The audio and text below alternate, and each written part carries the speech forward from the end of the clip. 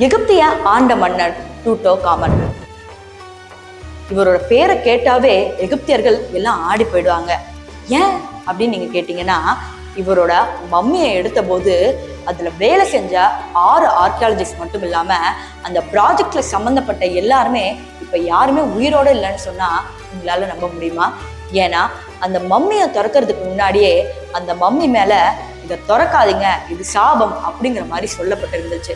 ஆனா ஆர்கியாலஜிஸ்டோட மிகவும் அந்த கடின திறமையால திறக்கப்பட்டு நிறைய செய்திகளும் வெளியே வந்துச்சு. இருந்தாலும் சாபம் விடலை இல்லையா? அதனால இந்த ப்ராஜெக்ட்ல சம்பந்தப்பட்ட எல்லாருமே இறந்து போயிட்டாங்க.